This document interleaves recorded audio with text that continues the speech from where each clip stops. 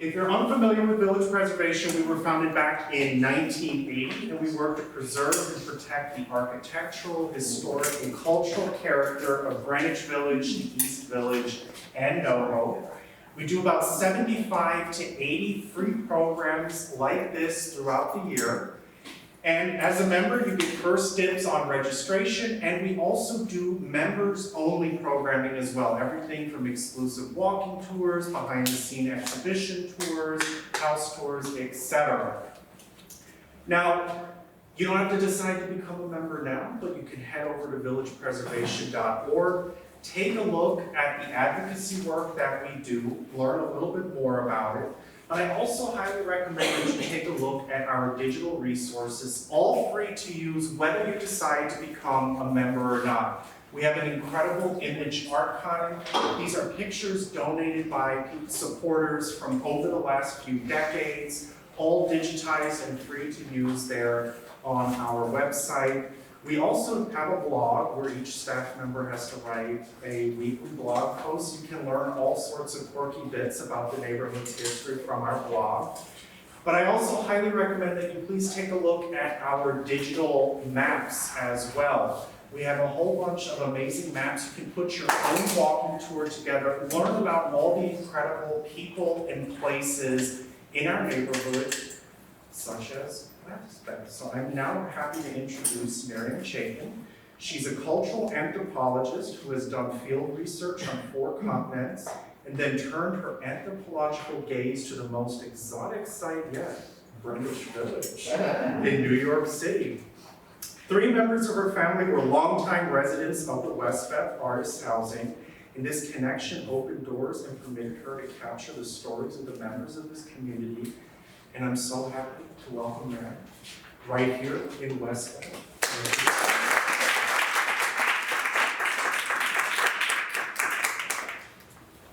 Well, I'm so glad to see you all here tonight. You know, it's like you invite people to a party and you have a fear that no one will show up. So I'm glad you're all here.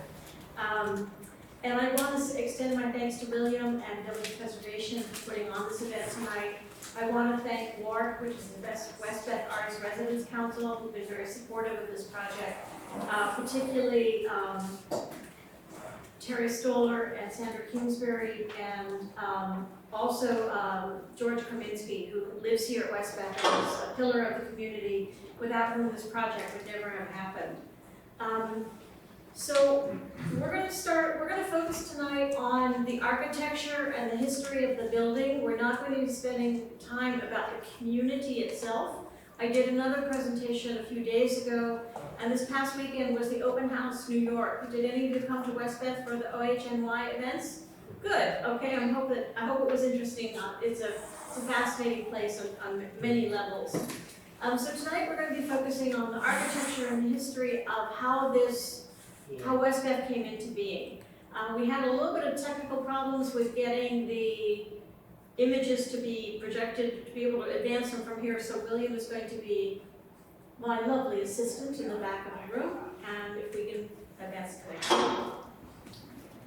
So tonight we're going to have a view of Westbeth from over the past 100 years.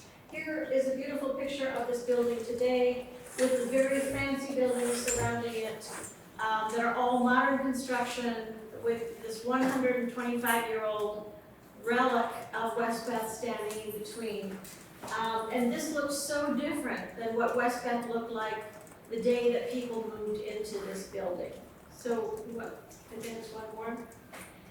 Some of you may think, why does this place seem familiar? And if you were fans of the Mrs. Maisel series, you probably remember hearing Mrs. Maisel's father desperately trying to get a job at the Bell Telephone Research Laboratories. And so this building was one of the stars of, even though it wasn't actually filmed here, this building was one of the stars of the Mrs. Maisel series, and so many of the plot lines involved the Bell Telephone Labs. So that's one question you might ask. And another question you might ask is, next slide. Why am I the person who's doing this presentation? I'm a cultural anthropologist and I've worked in sub-Saharan Africa and Southeast Asia. So why am I writing about an artist community? And the answer is these 3 people. On the far left is my Aunt Miriam, for whom I'm named. She was a writer. In the middle, my Uncle Joe, who is an actor, director, playwright. And on the right, my Aunt Shami, who was a singer, dancer, actress. And all three of them made their home here in the Westbeth artist community. So I was coming to Westbeth for many, many years, long before I dreamed up this project of writing about the community of Westbeth. So I have, at a very personal level, I have a lot of ties with this building, with this community. And from the day that it opened in 1970 till March of 2020, one of the members of my family lived in this building. When my Aunt Shami died at the beginning of the pandemic in 2020, that was the last Chaikin to be residents in the building. But we Chaikins feel like we still have a toehold in the building. And so that's why I decided to do this particular project. So over the last 125 years, this building has been modified, added onto, parts knocked down. It has been many, many, many things over its history. And what we're sitting on right now is landfill. This, 125, 150 years ago, this didn't exist. Literally, this land didn't exist. So there could be no building because there was no place to put a building. The first building that was built here was in the 1860s, and that was a lumber mill. There was a lot of building going on in and around New York City, and so they brought in logs, and they had a planing mill, and they would make logs for all of the construction that they were doing.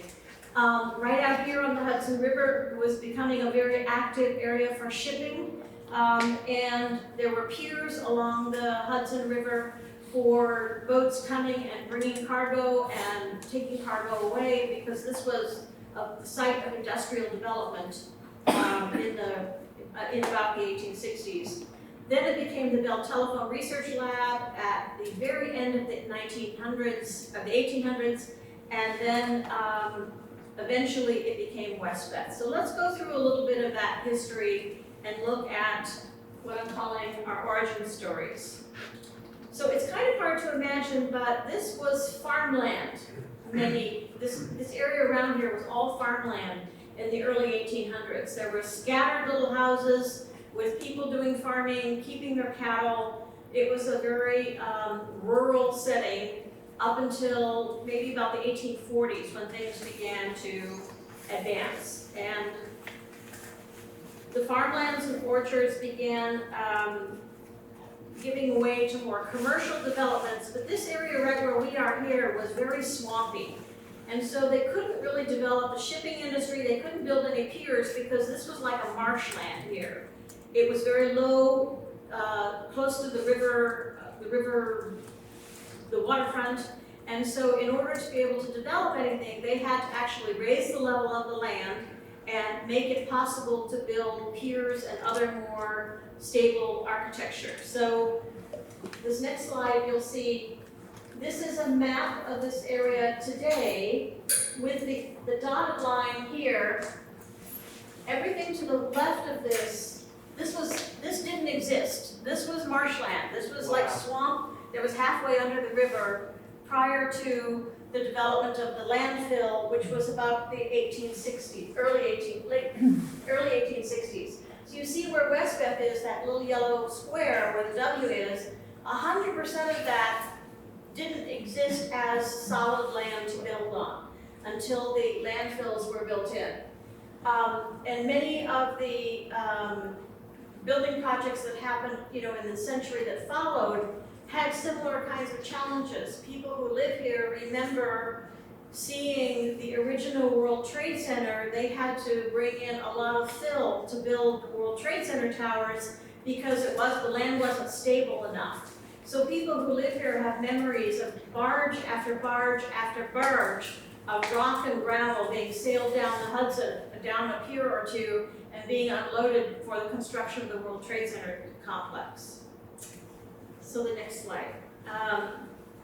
Greenwich Village was literally a village. I mean, there's a reason why we call it the village. It was a small little town. They started developing the piers along the Hudson River to be able to do shipping in and out. The first building on this site was built in 1861. It was the planing mill that I mentioned to you. And then it was later converted into a cardboard box factory. And then in 1895, there was a fire. And the first building was the one that is, when you step out here into the courtyard, it's what the locals call the I building, as in capital I, letter I. It's the oldest building as part of the complex. And that building had a fire in 1895. And then it was kind of not a going concern any longer, but this whole property was all owned by that business. And so in 1897, this whole site was purchased by Western Electric, which was the research wing of the Bell Telephone Research Laboratories. So there's a map here from 1930, and it shows you the Bell Telephone Laboratories had been fully developed. Over here was the Justice Department Detention Center, so there was a jail across the street. And all of the rest of this around here were industrial sites. And you can see the piers with each names, the Savannah Line, the Southern Pacific Line, the Southern Pacific. So each of the railway and shipping companies owned specific piers that they would transship their goods in and out of. And the next picture is a picture of the original, yes, okay, sorry. And so one of the things I wanted to emphasize is today, we don't remember how powerful Ma Bell was. Many of us who are older in the group remember the days before there were cell telephones. There was one phone company, it was Ma Bell. And we all had to get our phone service from that one company. There were no other alternatives. And it had its own research and development wing that invented virtually every important technology of the 20th and 21st century. And most of that was built here, was at least researched in its infancy here in this building. There were no baby bells yet. That came in the second half of the 20th century as they began breaking up the Bell monopoly and spinning it off into smaller companies. But in the early 20th century, this was the hub of industry here in New York City. It cannot be overstated how powerful this organization was. So the next picture is of the development of the building. You see the facade that faces West Street, this very elegant facade, and it's one of the first skyscrapers to be built. And over here you can see a little bit of the I building that's still standing, very rickety, definitely not ADA compliant, so if you're wobbly on your feet like I am, probably best avoid it. And then some of the other towers behind that had been previously constructed. But this gives you a little bit of a sense of how long ago this photograph was taken, that the deliveries are still being made by a horse cart. So next slide. They developed the Bell Labs in the first decades of the 20th century, and that they contained, so sort of directly above us on the top floor are the executive offices, which have this big bay window that overlooks the Hudson River. It has $1 million view, very elegant furnishings up there. And then the rest of the building was developed to be research and development and manufacturing. So a lot of the rest of the building was pretty utilitarian and concrete. I mean, it was all brick. It was built to be a solid, indestructible building. It was not built to be pretty. It was definitely not built to be a place where people would live. It was built to be a factory. And so the fact that it's been for the past 50 years a place where people live and prosper is kind of improbable, but that's actually what came to pass.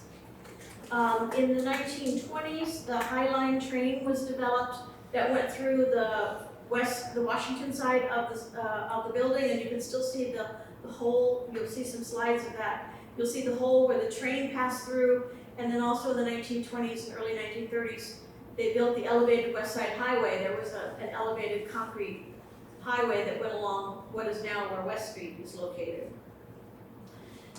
They built a movie theater on Bank Street out here, which is where the new school drama center is now. It's where the very first sound movie was broadcast in 1927.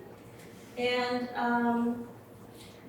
there was another auditorium built in where is currently the Martha Graham Dance Studios. There was an auditorium there where they did product launches. So long before Steve Jobs got up on stage to talk about how you wanted to buy the newest and greatest technology, they were doing that here in what was then the Bell Research Labs. So the next picture is a little bit of this is what the executive suites look like on the top floor. Elegant woodwork, private executive restroom, views over the Hudson River, and you contrast this with the rest of the building, which was very utilitarian. The next slide is a picture of what it looked like during its industrial heyday. So this is Washington Street here. You can see these very old trucks and the train coming right through the building. They built the train through the building and it continued all the way uptown. Uptown was like the Nabisco factory where they made crackers and cereals and so on. And they built the elevated train because it was a way of shipping things from the factory onto the train and being able to ship it out somewhere without having to stop traffic at the street level. So this train was running all the time from about 1920 until the mid-1970s. When people moved into Westbeth, that train was still operational as a going concern. It wasn't stopping at Westbeth necessarily, but it was still using the elevated tracks. And as people who live here can tell you, you don't want to have an apartment that's underneath where those tracks used to be because the roof leaks like a sieve. It was not built to last, apparently. The next slide will show you, that was the Washington Street side. So here is the Riverside. Here is the I building, the oldest building. Here's the modern building of Westbeth. And here was this elevated monstrosity of a concrete and steel elevated highway that was between the second and third stories. So everybody who lived on the third floor and down on the river side of the building, you think, oh, Riverside, they have a fabulous view of the river. No, they couldn't see anything because it was all being blocked by this horrible industrial monstrosity. One of the people who lived, the elevated highway was continued on way uptown, but it was not, and it was brought out of commission in the mid-1970s when a concrete truck, for years they had been salting this road. And one day a concrete truck up by about 14th Street just collapsed through the whole elevated freeway and down onto the road below. And so that took the elevated highway out of commission. But from the early 1970s when it went out of commission to the late 1980s, it still stood there as a monstrosity. Unused, except by the children of Westbeth who took their bicycles there and had this great road to go up and down without any traffic worrying about running them over. So there's some great pictures of Westbeth kids riding bicycles and skating on the completely empty West Side Highway. When it was finally taken down, one of the residents is Bob Gruen, who's a very celebrated photographer, and cue entrance. Bob Gruen is a very celebrated photographer, and his apartment was one that was right at the window level. And he told me a story of when they first began taking down the elevated roadway. He had been waiting for this for years and years and years to have a view, to be able to see out to the river. And they began taking down the roadway, and it was the end of the week, and they were just about to knock off for the weekend, and he couldn't stand it, so he went out and he begged them to finish knocking down the last little piece, so he would finally have the view of Hoboken, as he said. We always wanted to see Hoboken. So when they agreed to continue working for a little bit to finish taking down the last pylons, he brought out some beer to give to the workmen and put speakers in the window and played I Can See for Miles out the windows of his apartment to thank them for the work that they had done. So, this is trying to give you a little bit of a sense of what Westbeth was like from what the building was like from the, let's say 1930, up until the Bell Labs closed in about 1965. This was a gritty industrial neighborhood. On this side was a jail, on that side was an ink factory. Right over here were meat packing plants where they routinely saw people with, completely covered in blood from slaughtering the livestock. There was the elevated highway on one side, there was the train on the other side. Right up a few blocks ahead was what I call Garbage Central. It's where they took all the garbage trucks and dumped it, and then people differ. I've heard people say this is where it was incinerated and loaded onto barges, others say it was just offloaded and loaded onto barges. But in any case, Garbage Central was a couple blocks away. So it's kind of hard to imagine that this was viewed as really ideal real estate. And yet, you want to go to the next slide, this is really, this was the elevated highway continuing uptown, and then we can go to the next slide. This was really historically an incredibly important place. Every technology we rely upon today got its start in this building. With radar beginning in 1919, and things like sound and motion pictures, color television, they were available here in Westbeth long before, or they were invented here long before they were commercially available. But the foundational research, including for the Manhattan Project and atomic weaponry, the foundational research was done here in this Bell Telephone Lab. And two of the most important scientists who work here include Albert Einstein and Turing, who both worked here. One of the residents here is a filmmaker named Jem Cohen, and Jem makes films about science. And he says it just really moves him to think that he's making films about science and Turing might have walked on his hallways. He feels like this sort of sense of it being carried forward, that he has this responsibility. So to the next slide. So by the mid-1960s, the Bell Research Lab had outgrown this space. And it had been designed for a very specific purpose. Have any of you been in the interior hallways? And you've seen they have this undulating ceiling like this. That was apparently done intentionally because it had acoustic properties, because they were studying physics and acoustics, and this was all part of their plan. The lab had outgrown the space. The area around here was gritty, industrial, not very pretty. The highway was here. The piers were beginning to be abandoned by the mid to late 1960s because they were beginning to do container shipping. And so when they shifted from barges and small boats to container shipping, they had to have a much deeper harbor, and they dredged the harbors that go into what is now the harbors in New Jersey. And so the amount of shipping began to reduce coming into Manhattan, with the exception of a few prominent companies like the Cunard Line, which still has boats docked upstream just a little bit. The piers were abandoned and began to give way and fall apart. There were trucks were parked underneath the elevated highway, and this was this place where a lot of illicit activity took place. There was a lot of drug sales and a lot of sex workers working right along the waterfront. People who live here say they were never afraid of the transgendered sex workers who worked along the waterfront, but they were afraid of their customers, who were very tough guys, reportedly all from New Jersey. So, those were the people they were afraid of. They were not afraid of the sex workers who worked along here. In fact, some of the children remember the girls in particular emulating their fashion design, and they thought they were kind of fun and interesting people to be around. But the area itself was not pretty. So if we look at the next slide, the next few pictures are taken by a photographer who lived here named Shelley Seacombe, who recently passed away. Shelley has a book called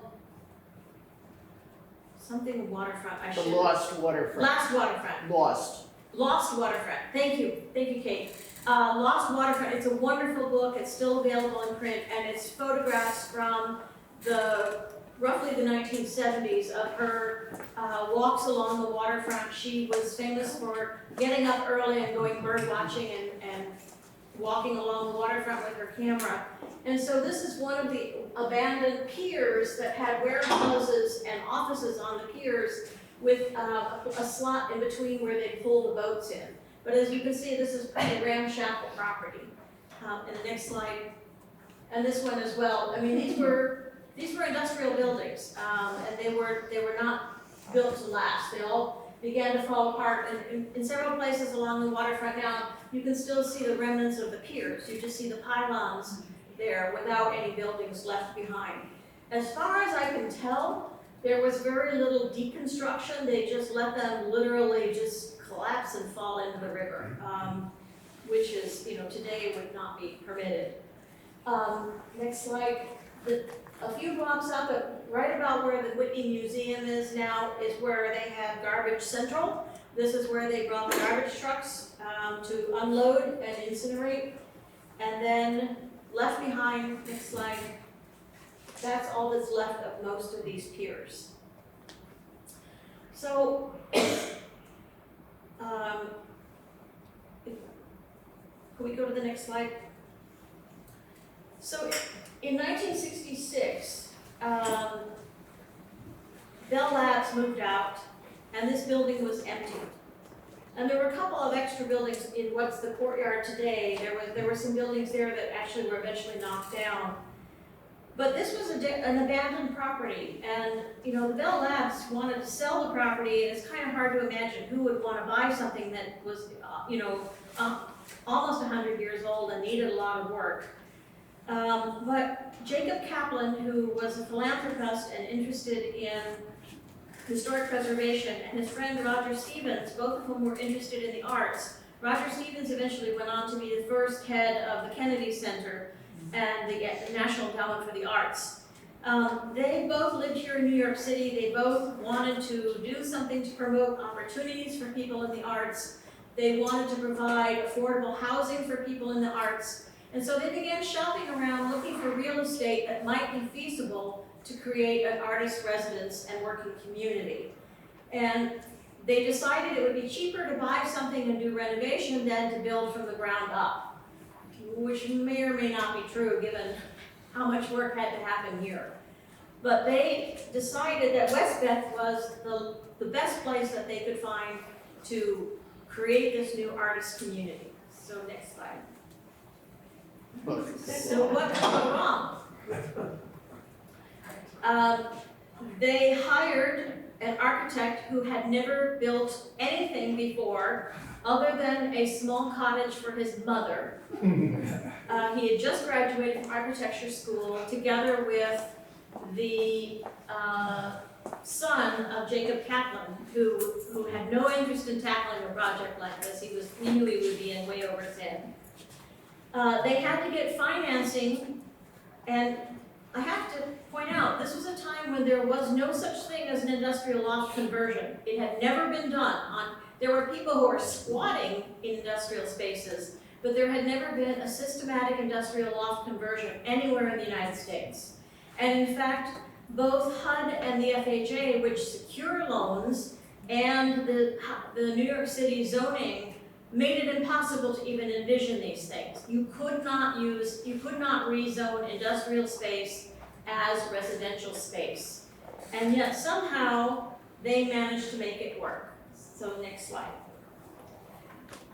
So they needed to have the FHA back the loan, secure the loan, in order for the banks to give them the $10 million they needed to purchase and renovate this property. They had a seed money of like $100,000 for a down payment, but that's about all the money they had raised. So they had to get FHA to back this. Now, at the time, the FHA, the Federal Housing Authority, it secured loans like if John and Mary Smith wanted to buy a 2-bedroom house, the FHA would help them secure a loan if they were first-time home buyers. It didn't secure loans for apartment buildings or what we would now call condos or co-ops. It secured loans for individual households. They had never been asked to secure a loan for a whole community of houses. And to complicate that, they were used to securing loans that if you had a 2-bedroom house, you could have up to X amount of money. If you had a 3-bedroom house, you could have X plus amount of money. So how do you take 750,000 square feet and figure out how many houses that equals, how many bedrooms that equals? Because usually the number of bedrooms was the formula by which they allocated money to secure these loans. How do you allocate? So this was going to be intended for people who were low income. So the allocation of the apartments, once they were finished, was overseen by HUD, and HUD had its own rules of how you allocate space. How do you allocate space based on the number of children you have versus your needs as an artist for the space that you're going to be occupying? The renovations had to be really cheap. They knew that the only way they were going to be able to do this is if most of the money went for the purchase of the building and very little of the money went for the renovations that were going to go into the building, because there simply wasn't money to be had. And so all of these were challenges that faced Stevens and Kaplan, yes, blanking on his name. Stevens and Kaplan, and yet they somehow pushed this through and made it work. So the next slide will show you an early picture of Westbeth. This is from the top. Well, this must have been after after the elevator highway was down. Maybe it's out a bit. But you see here, this was the Superior Ink Factory. Now there's that shiny high-rise building, and this is Bethune Street here. If you walk down Bethune Street, the very front here, you see this very shiny high-rise, but along the side, you see the facades of brownstones, except they aren't brownstones. It's just a fake facade on a modern building to make it look like it's the old brownstones of Greenwich Village. But the side facing the river is this shiny, shiny new tower. So next slide. And here's the contrast. So here's Westbeth today, the I building, the trees have been planted, and this big shiny new, very expensive apartment building across the street.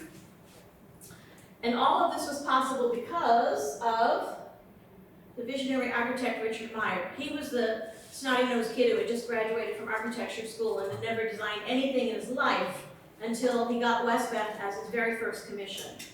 So his very first job was to measure every square inch of Westbeth, 750,000 square feet, to measure it down to within 1/8 of an inch, to figure out how it was going to be divided up into residential units, how it was going to be divided into working space, what was going to be possible to do with this space. The fact that he succeeded was, against enormous odds, it's fair to say. Yeah. So the block is made up of a bunch of different buildings, right? Yes. So were they connected to each other when it was the Bell Labs, or did Some of them Meyer were and connect? some of them were not. I mean, you've never been able to get into the I building without going outside and then coming in a separate entrance. There were other additional buildings in the courtyard that were connected and have been since knocked down because they weren't sound. But I'm just thinking about the current configuration of Westbeth, where Most there's of like what you see, sections. most of what you see connected, it was connected then, but you're going to hear in a minute about some of the ways internally that the space was divided. So can you get from here to there? The answer is only if you're on floor 3, 6, or 9. Yeah. So I'll explain what that means in a minute. Next slide. So at the time he was doing the design, so this was at the peak of the pop art era. Peter Max, Lichtenstein, I got that name wrong. Yeah, okay. So these were the time, Andy Warhol, all these artists were doing this wild, colorful stuff. And if you walk through Westbeth today, everything is kind of this color, this kind of cream color, except for the ceiling tiles in the lobby. This is the only place where those pop art colors still exist. pink and orange and burgundy and fuchsia. When Meyer built this building, when he renovated this building, every single elevator lobby on every floor had one or more of these colors. And Kelly green, and bright blue, and lemon yellow, and bubblegum pink. So it's kind of hard to imagine the interior of this building with these riotous colors. But they all got painted over with sort of a boring ecru at some point in the late 1970s or early 1980s, which I've always thought was kind of a pity, because I think that's part of what made the building special. The next slide. So within the building, Meyer had to develop a blueprint that would satisfy the zoning folks and satisfy HUD and the FHA. So what he did, this is a diagram of one of the floors. He had to come up with a formula of how much space equaled a 1-bedroom, a 2-bedroom, a 3-bedroom. And he persuaded them to do that by counting the number of windows. So all of these little openings here, these are all windows. So if you had 2 windows, it was counted as a 1-bedroom. If you had 3 windows, it was counted as a 2-bedroom. Oh, and some were studios that had even just 1 bedroom, one bank of windows. And if you had 4 windows, it was a 3-bedroom. And what he did on the blueprints for the FHA is he drew dotted lines from the exterior walls where the windows were to the interior walls where the hallway would be. And those dotted lines didn't exist. I mean, there were no walls there, but these were dotted lines that were used to satisfy the FHA, so there could be an equivalent space allocation based on number of quote bedrooms, even though no bedrooms were ever built, at least not by Richard Meyer.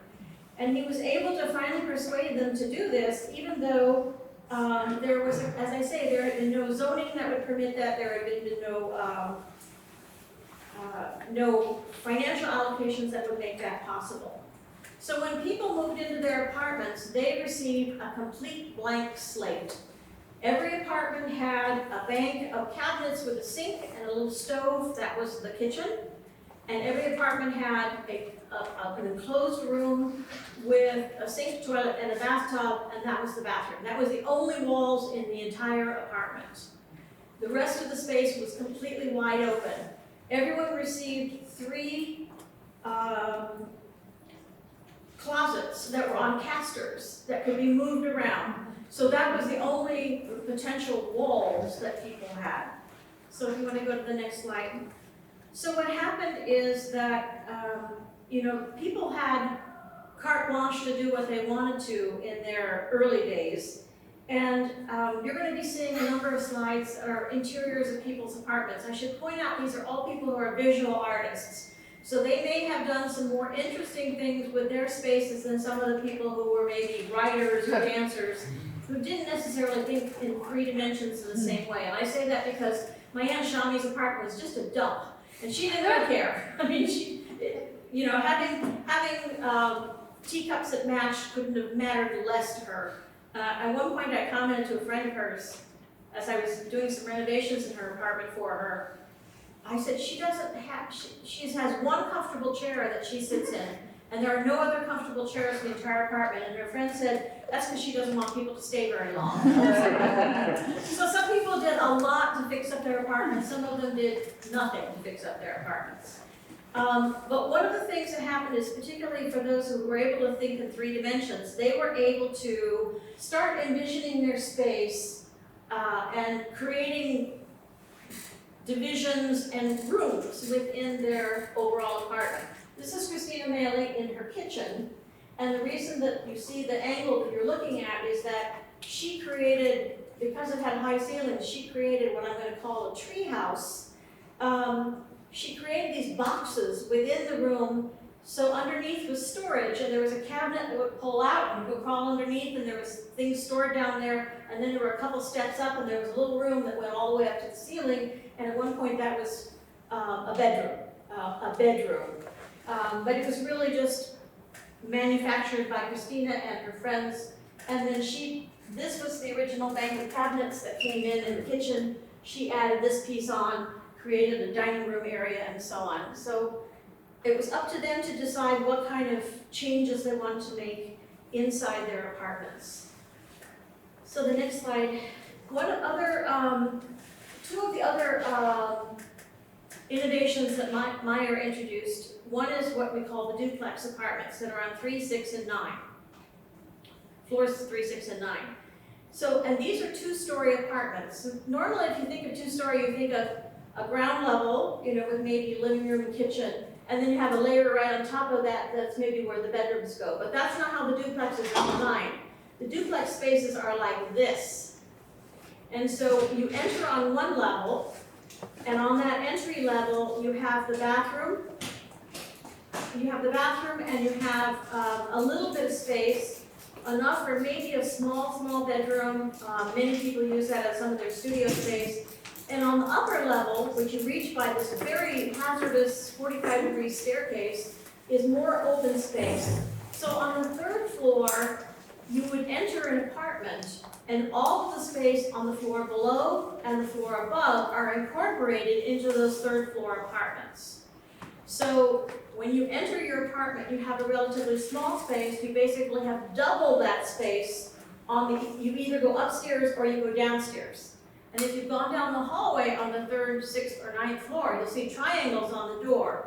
And that's telling the firemen, does the stairs go up or do the stairs go down? So that there have been a couple of fires. One family told me about being in a fire before these triangles were put on the door, and the firemen got in, it was full of smoke, and they didn't know where to go and save people. So this was an innovation that was put in after people had lived here for many years as a safety feature to advise the fire department. So there have been a number of fires that have taken place in apartments in the building. So the duplex apartments were large, and they were typically awarded to families with children. Eventually, when those families with children grew up and sometimes moved away, sometimes they retained the apartment, sometimes they opted for an in-house move to something smaller, particularly as one of Meyer's decisions, now remember, he was like in his 20s when he finished architecture school, was to put the kitchen on one level and the bathroom on another. Now, if you're over 60 years of age, I can guarantee you're thinking, if you're sleeping upstairs, you have to go down the dangerous flight of stairs in the middle of the night to use the bathroom. Yes, that's a real problem, and there are a few people who have stayed in their duplex apartments for many, many years. A few people have had to put in stair lifts in order to make it feasible for them to continue to occupy their space. Others have opted to swap into a smaller unit somewhere else in the building where they would be all on one level. So we'll give you a little tour of one of the duplex apartments. Next slide. So this is welcome to the home of Stephen and Samantha Hall. Stephen is a wonderful painter. He paints these paintings that are about basically what humans have done to mess up the world. And so they're all about our impact on nature and the environment. And this was Stephen standing in front of one of his posters. This is one of my favorite paintings of his, of the lemur with the guns pointed at his head, for a show that was here several years ago. So welcome to the Hall's apartment. The next slide. You enter at the entry level and you see Stephen in his studio. You see him here on the left image, and another picture he's painted. This is of his self-portrait, which is hanging in the apartment. And he has a giant easel set up there, and there's also a little tiny bed. This is the level where the bathroom is found, and his daughter sleeps on that level. She is the only one who has her own room, so to speak, that's kind of curtained off. And then Stephen does all of his painting here because it's an apartment that has very good light. And then if you were looking at this in 3 dimensions, you're walking here from the exterior, that's in the interior courtyard. You're walking this way, here's the entrance door, and right here is a staircase that goes steeply up to the next level, which we'll show you on the next slide. And this is where the staircase comes up. This wall, the staircase is in between these two walls, and the kitchen is on one side, And then the rest of the space they've made it into a living room and a bedroom for Stephen and Samantha. Some people have used the staircase and they built platforms on top of it, except for right where you come out. So they've built like another tree house on top of the staircase. Because remember, these are all very high ceilings in these apartments, much higher than what you would find in modern construction. So Stephen's artwork appears throughout their wonderful apartment. And the next slide. So this is standing at the staircase looking at the other part. You can see they've made part of it into a living room and part into their bedroom. And what do you see but 1, 2, 3, the original cabinets that were in the apartment when it was built in 1970. And many people still have these original cabinets. Often they've taken the casters off. Some people have pushed them together in a way that they created a sleeping loft and they climb up on a ladder to get up on top and they sleep on top at night so they have more floor space available. People have done amazingly creative things in 3 dimensions. The next slide, a little view of their kitchen with the original bank of cabinets, and then they've added some nice decorative elements. And again, and this is the staircase. This is a historic photo from Leonard Freed, who was a journalist who lived in the building, he was a Magnum photographer.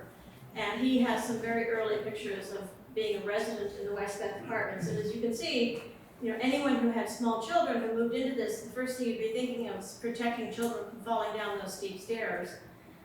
So they've put up a baby gate. And then the next slide will show you. I hope you get a sense of how steep those stairs are. I mean, does that look steep? Yes. So the kids who grew up here, they say that they used to take cardboard and put pillows on top of it. And they'd sit at the top and they would use it as like a ski slope. And they would sled down these. And Stephen told me the other day, I said, I heard stories of kids that would, slide down these. And he said, oh yeah, we took the sofa cushions off, thick sofa cushions, and put them on a sheet of cardboard and kids were sliding down and I decided one day I had to give it a try and it was really fun. So in the winter time, the children use this as one of their play places.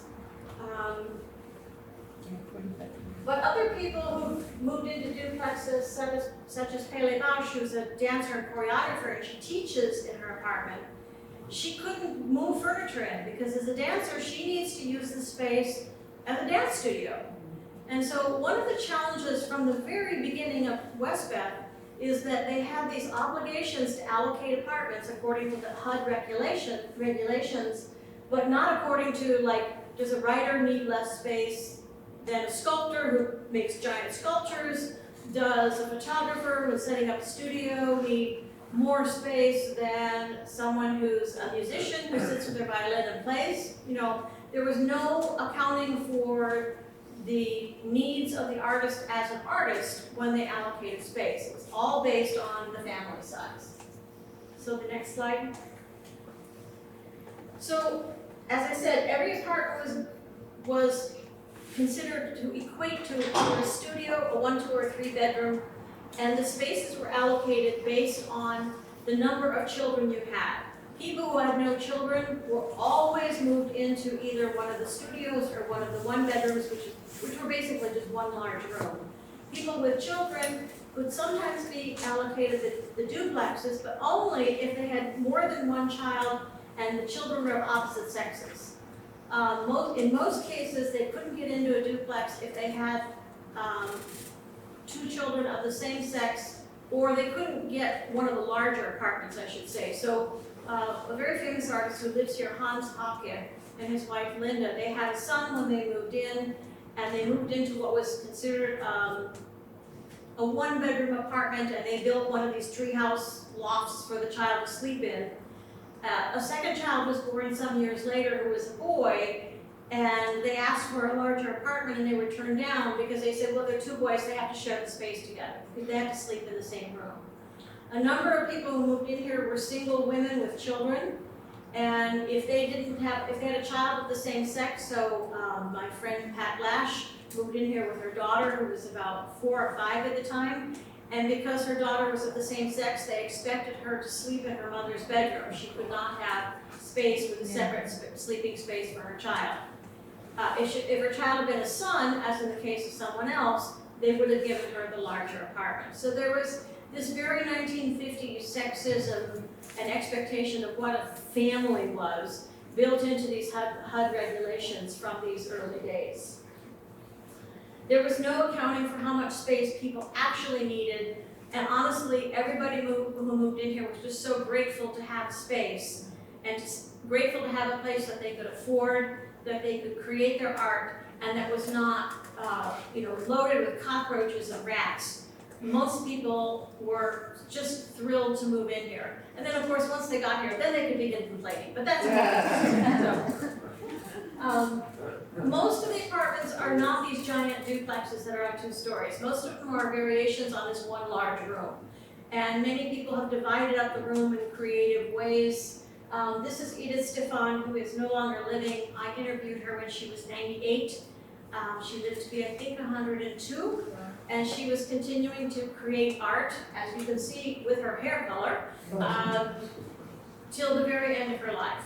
She had been a dancer choreographer, and then when she got to be in her 80s and she couldn't do dance any longer, she started making films. So that's a very typical Westbeth story, that people find ways to be creative till the day they're carried out in a box. They never retire. They keep making art their whole lives through. So in the next slide, you'll see some of the people who moved into these single room spaces, particularly those that were on the Washington Street side of the building. They had 19-foot tall ceilings, which is almost 2 full stories. And so many of them divided their space vertically so that they had more living space, even though the floor space was somewhat limited. So this is an early Leonard Freed photograph of somebody who built a sleeping loft, and you can see they've kind of created rooms by dividing up different use areas. The next slide is Jack Dowling's lovely apartment, which Jack was a visual artist and a writer, and he created this walkway here goes to the front door, which empties out into the hallway, and behind this bookcase was a little study and the kitchen, and then he created this loft with the stairs going up and had sleeping space up on the higher level.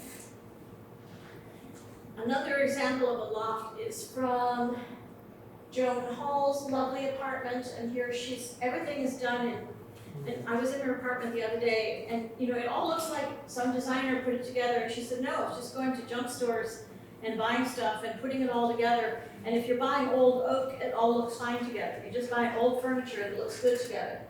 So Joan is a visual artist who does collage work, and I think collage is what I did in like 7th grade when we stuck pieces of thick paper together. No, these are like 3-dimensional collages that are, huge, dramatic pieces. But her apartment, like some of the other artists, is full of like lots of places where you can store little bits and pieces. And this was an old typeface cabinet. You can store little bits and pieces because you never know when you're going to use those little bits and pieces in your artwork. And this is one thing I've learned about working with some of these artists is there is no such thing as trash. There's all this ephemera that we think of as, oh, I don't need that anymore, and we throw it out. They're like, I might use that someday. So they find ways of storing stuff. One might say hoarding in a few cases, but they find ways of holding on to this and using it in their art at some point in the future. So in Joan's case, she also has the loft with sleeping space up above with her little ladder that she climbs up to go up into her little sleeping nook up above. The next slide is Karen Santry's apartment, also on the Washington Street side. So here's looking down at her living room from the loft above. And Karen is a painter, and she was an illustrator and taught illustration at FIT, the Fashion Institute of Technology. And she's not afraid of color, let's just put it that way. Her apartment is full of riotous color, but everything is purposeful. And you know, some people might say it's a little over the top, but I love it. It's just so wonderful to see it all together. And yet my taste is decidedly more muted than hers, but somehow she just put it all together in a way that was fabulous. So this is looking at the loft, and you see the windows, that's facing out towards the Empire State Building. That's their view from the 9th floor. Okay, the next slide. And this is her kitchen with the original bank of cabinets and the very, very antique little tiny electric stove. But there is, you know, everything is purposeful. My kitchen never looked that tidy and never looked that purposeful and artistic. I can guarantee you that. It's always a mess. But this is what happens when you have artists living in a space. The next slide. And then, so this is in her loft up above where she both sleeps and she has working space. And she has these giant Dalmatians that she's made, some of which are, well, you'll see in the next slide, are 10 feet tall, and they're leaping across her ceiling from the loft above, leaping down to the lower level. And if you walk out of here and you go through one of the passageways over here towards where the preschool was, you'll see those same Dalmatians that are blown up, because that's, you know, dogs are taking you to school, so it's part of the Westbeth decor. And her studio was one of the open studios on the tour on the weekend, so I hope some of you saw that. Okay, next slide. And then there's the other extreme, the minimalism of David Gillison's apartment. David is an amazing photographer. He worked in New Guinea in the 1960s and early 1970s, and he did these incredible black and white photographs of, you know, as an anthropologist, I can say these were very traditional people who had very little contact with beyond their world. And so David was one of the first photographers. He was at that time married to an anthropologist, and they spent a lot of time in the highlands of New Guinea. And when he moved here, the first apartment they were in, he said, looked out and faced a brick wall, like right here. And he said there was no light, and coming here from having been in this lush green New Guinea highlands, he said it nearly killed him until they got into an apartment that had some light and some air. So this is like the minimalist other extreme compared to the Karen Santry vibe. All beautiful. Okay, the next slide. So here's one of the tree houses. This is in Christina's apartment. And I know that this has served many different purposes over the years, but in order to share light from, the windows are here, the kitchen is here, the dining room is here, but in order to share light, if you had that as a solid wall, it would be like a cave. So she put windows in there so that the light can be coming in, streaming in from the outer window into the interior space. And so this has been a bedroom, an office, many different things in its incarnation. Is that fair to say? Yes, that's true. And these were all, I should say, today, if you want to do renovations in your interior, you have to have, if it's going to be a permanent wall, you have to have an architect sign off. And it has to go according to building codes. But in the early years, you know, these artists moved in without 2 cents to their name. And they were hauling in materials, as I say, there is no such thing as junk. It's just somebody else's yet to be repurposed recyclable. And so one of the architects who first worked in the building and lived here for the first few years, he referred to Westbeth in its early years as a psychedelic shantytown, which I thought was probably a pretty good description of what it looked like, because people were doing whatever they felt like doing to their spaces, and there was nobody to stop them because there was nobody enforcing building codes or silly things like that. Okay, back to Meyer, and one more innovation. So in addition to the duplexes, in addition to figuring out how to persuade FHA to divide up this space, he also created half-moon balconies, which you can see if you've been out here walking through the courtyard. He hated the look of fire escapes. And yet for the people who lived in duplexes, they had an exit on the entry level, but the second level, whether it was up or down, there was no way to get out if there was a fire. And there had to be an egress on the other level in order for this to be suitable as a residential property. And so he envisioned the idea, or he thought the idea, this is a solid brick building. He thought if a fire breaks out in one apartment, it's not gonna spread to the apartment next door. So you don't have to go all the way to the ground, you just have to be able to get into the apartment next door. And so he designed these half-moon balconies, which you can see, if you walk out here in the courtyard, you'll see them projecting, and they're mesh on the bottom. And the idea is that, I think there's one more slide. Yes. So this is one apartment, this is a second apartment, and they share the half moon. So the idea is if you had a fire and you were in the lower level of your apartment and couldn't get up the stairs, you went out onto the half moon balcony and inside your neighbor's window. I don't know whether they have actually ever been used as a fire escape in that fashion. I do know that the children who grew up in the building said, oh, people never lock their kitchen windows, and they'd forget their key to get into the apartment, so they'd run into the apartment next door, and they'd climb out on the half-moon balcony, they'd climb in the kitchen window, and they'd be home.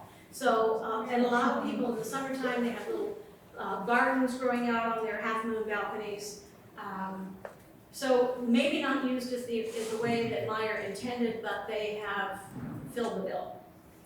So the next slide, please. So Westbeth opens in 1970. Technically, a few people moved in 1969 because they had nowhere to go, and they were willing to move in when the building was still under construction. Next slide. And so today, Westbeth consists of 483 apartments, which vary from studios to 3 bedrooms. And the neighborhood, at the time they moved in, the neighborhood had 0 residential spaces, or very few, a few brownstones between here and Hudson. But almost everything around here was industrial, the slaughterhouses, a jail, the elevated highway was on the riverside, the train was on the Washington Street sign. It's just hard to imagine that this would have seemed like an appealing place to live. But there were a few surprises in the neighborhood, including a guy who lived down Washington Street. This is Westbeth. This is Washington. You can see it's not very far distance. He had a little farm, and there was an article written about him called The Man from Pony. And he had this farm with wild farm animals, including ponies. And the people who lived here said they would take their children to pet the horses. And Ralph Lee said he would collect manure from the horses and use it in his potted plants as fertilizer. I mean, it's just hard to imagine that there were horses down Washington Street. But they were here for a number of years, in the first years that people lived in the neighborhood. So there were a few surprises, and there was reportedly one horse that lived for about 6 weeks here in the building, and it rode an elevator from the 6th floor down. A couple of times it did it, to be taken for a walk. When the people moved in here with their families and their children, and lots of cats and dogs, and probably a few other things, one person brought a horse. And I think eventually they decided that this was not okay to have a horse in an apartment building. And so the horse eventually went to a farm upstate. Isn't that what they say about dogs when they? So, right out here where you may have come in, you can see this is all fenced off out here because there's major construction underway. But this is the courtyard on the Bank Street side before this construction project took place, and hopefully what it will look like in a couple of years when this construction project is finished. So the construction project is going to be replacing windows, radiators, elevators, lots of deferred maintenance that should have been done decades ago, but finally it's being done. But there's still touches of the old building left, such as the staircases and the upper floors. Some of them still have that lovely metal work from the original Bell Labs. And right out here in the courtyard, there's also, you'll see this concrete ramp. Next slide, yeah. You see this concrete ramp out here, right over here. This was a ramp that went up to what was then commercial property that was leased out. And that was the upper floor was where the Congregation Beit Shimtat Torah was located from its inception when it first opened. It's the largest gay and lesbian synagogue in the world. And it started here at Westbeth with a congregation of like 7 people. And then this was in the early 1970s. And then in the early 1980s, they got their first rabbi, Sharon Kleinbaum, who was their rabbi until just a couple of years ago when she retired, and built CBST into the largest gay and lesbian congregation in the world, Jewish congregation in the world. But they were here for 40 years as part of the Westbeth community. There's other spaces that have been leased out. There was a little restaurant, there was a falafel restaurant here at one point. They have the new school leases out space on the Bank Street side. There's the art gallery here that is part of Westbeth. Next slide. There's also the rooftops, which are open during the open house, which have magnificent views. And I should point out, the people who grew up in this building talk about playing on the roof. You know, and I think if any of us who had children or can imagine, you know, 6-year-olds left to their own devices, it would be kind of terrifying to think about children running around on the roof. And the boys, in the old days, they didn't have this railing. The boys would walk along this parapet to show how brave they were, 11 stories above the street. The most harrowing story is from what's called Chimney Girl. This chimney has a ladder on the outside, and a little girl climbed up the ladder and went into the chimney and fell through. 11 stories. And the fire department was called, and they had to figure out how to open the chimney at the base, and they expected to bring out the bones of a dead child. And she popped up and she was alive. Because for 100 years, it had been a factory, and there was 100 years of soot in the bottom of this chimney.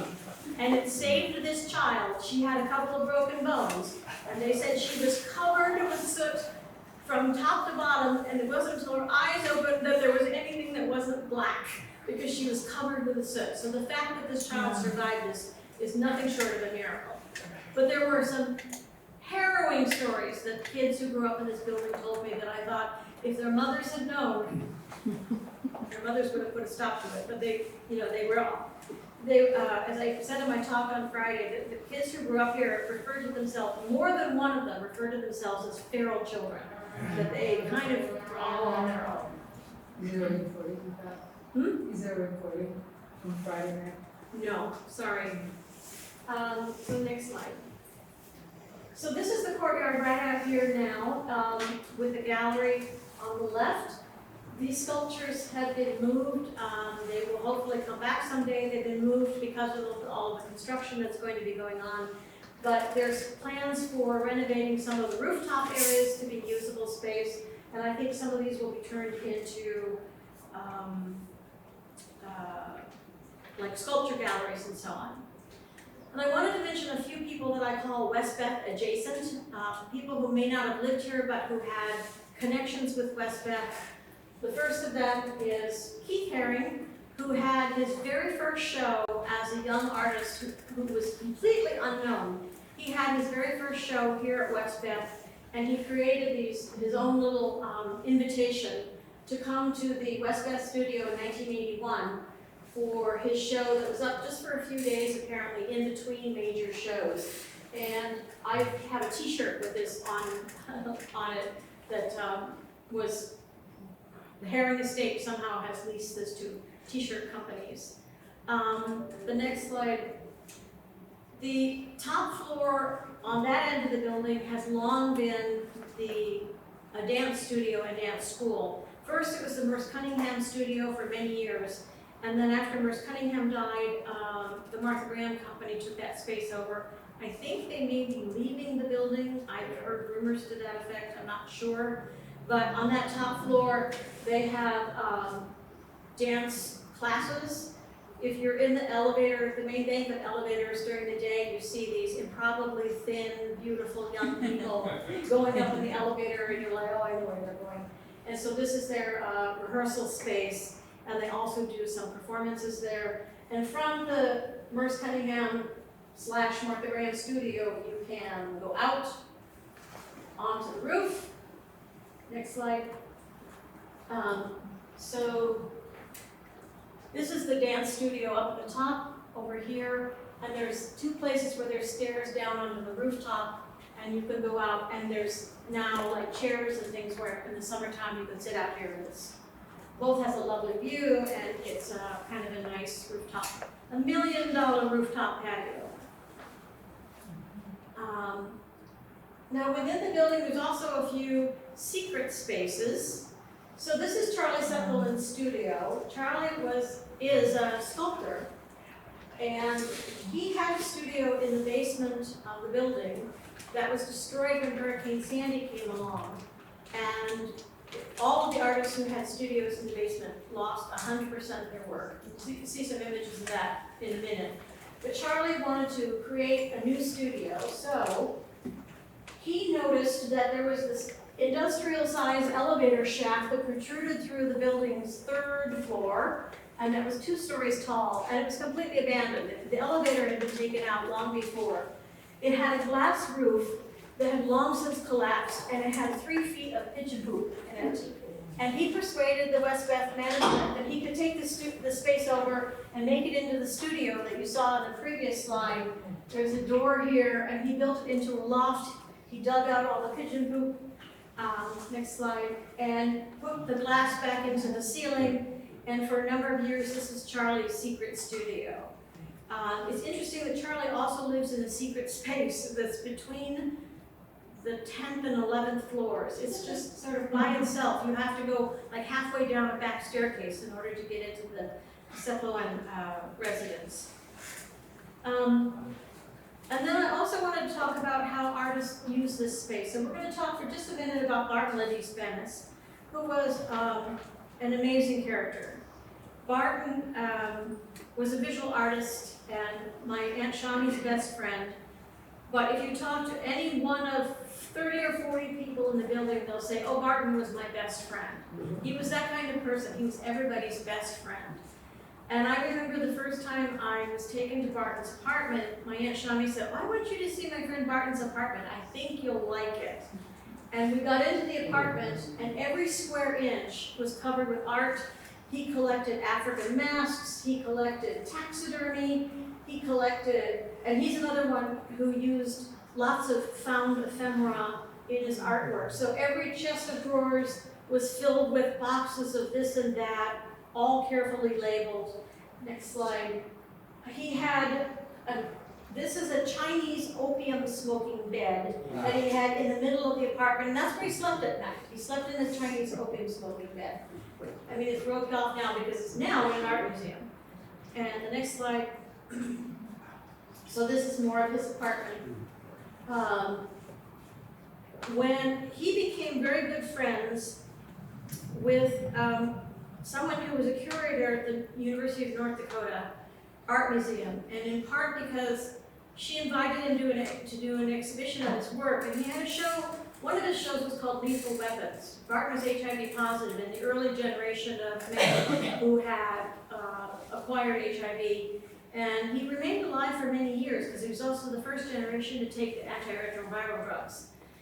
But he became very good friends with this woman from the University of North Dakota, and they wanted him to exhibit his work, so he had a show called Lethal Weapons that was made of things like syringes and squirt guns filled with his HIV positive blood. And it was a political statement about, that he was not a dangerous person. He was being viewed as being a dangerous person simply by living and existing.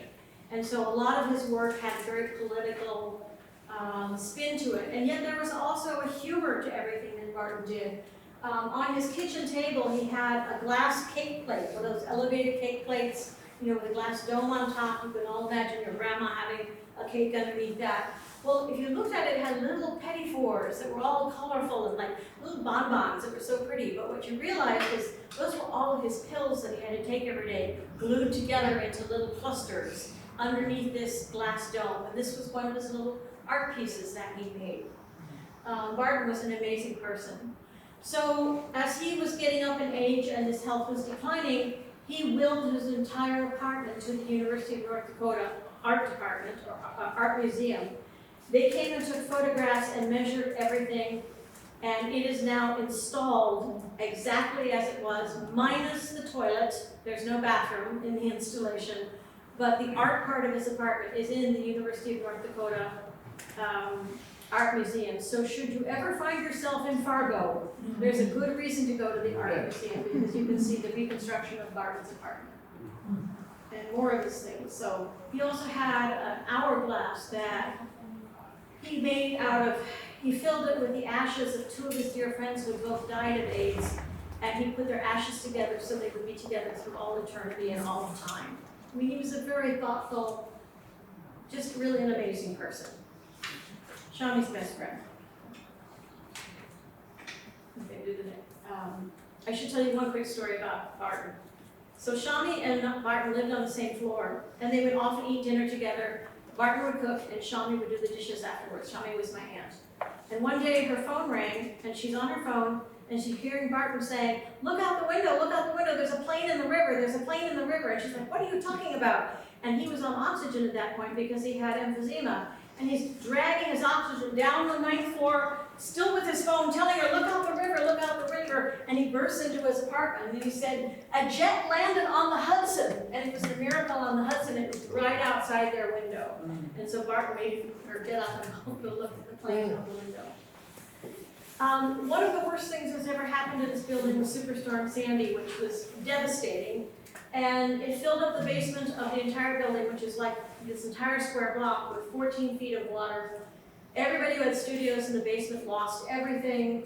The building lost its mechanicals, so there was no heat, there was no electricity, there was no pumping of water. It was really a terrible, terrible thing. It happened just before Halloween, and so suddenly the weather got very cold, and people were trapped in this building, but they somehow managed to make it through this chapter.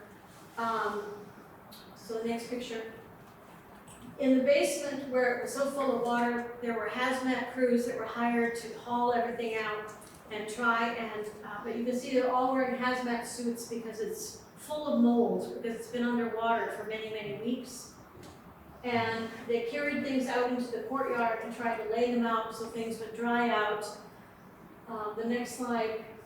Curators and conservators came from some of the local museums, and they showed people how to take these like pads that are intended for hospital beds and use them to wrap their artwork so that it would slowly absorb the moisture out of it without shrinking the canvases and damaging them too much. So they tried to help them save what they could of their artwork, but sadly, most of it was lost. People talk about that time of really pulling together as a community. People who had children, who had teenagers in particular, sent their kids carrying containers of water up 9 stories to bring the old people who were trapped in their apartment water for drinking.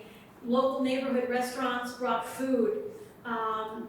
One of the most famous people who grew up in this building was Vin Diesel. He commissioned the Bus Stop Cafe to bring foods over here because his family was still living here, still is living in this building. So it was a terrible time, but it was also a time that the community showed what it could do when it pulled together.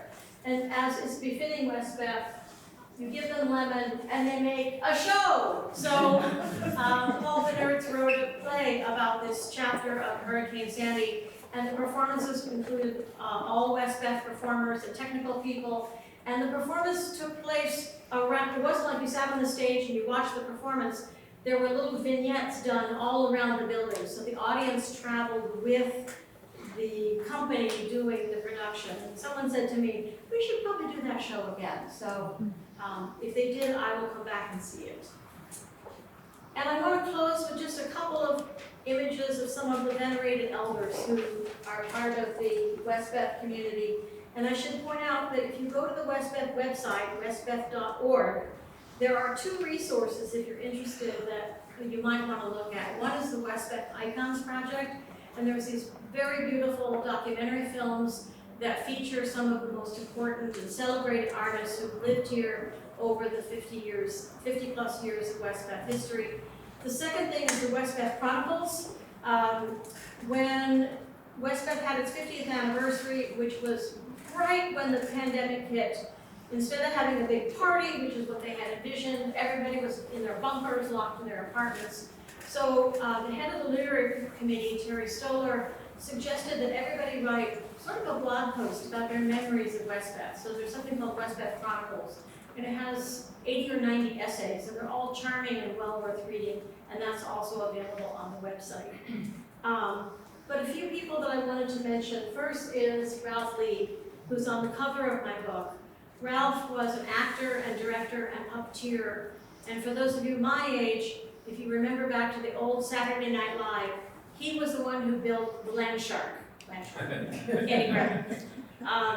So that was one of Ralph's most famous puppets. But his widow still lives in his studio. Ralph passed away a couple of years ago. But he's surrounded with all of his work. His entire apartment, you could either see it as like a man's imagination run wild, the entire apartment, or like the worst nightmare. You'd wake up in the middle of the night and you see these things looming over you. What he's perhaps most well known for is the Halloween parade. The Greenwich Village Halloween Parade was the Westbeth Halloween Parade when he started it, and for the first decade of its existence. And they would start here at the complex, and they would march out around the building and down Abingdon Square. And all along the way, on the various stairs of the brownstones, there would be people dressed as witches, and they'd be having little tableaus and little scenes they would act out. And everybody in this building, 1,000 artists in this building, you can bet the costumes were fabulous. Everybody dressed their children in fabulous costumes. It was the event of the year. And for the first 10 years, starting in 1974, Ralph was in charge of the Westbeth Halloween Parade.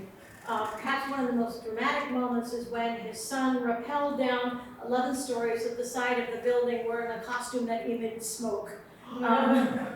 So it is now, people now think of it as the Greenwich Village Gay Halloween Parade, but it was the Westbeth Halloween Parade for a long time.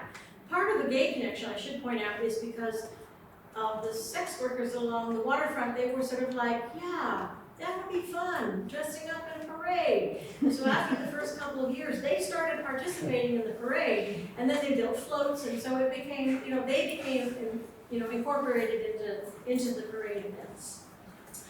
Another one of the venerated elders is Gloria Miguel. Gloria and her sisters formed the Spider Woman Theater Company, the oldest and probably best known Native American theater company in the United States and Canada, and they took traditional Native American stories and wove them into plays and acted them out and did performances all over the world, including in Europe and Asia. Another one I wanted to mention is Madeline Yayudele Nelson, who is the woman with the calabash, the big gourd in her hand. She formed the Women with the Calabash music group when the idea of world music was not something any of us knew anything about. So she was one of the other Westbeth pioneers, together with Bobby Harden and some of the other Westbeth musicians, having an event out here in the courtyard that everybody's enjoying.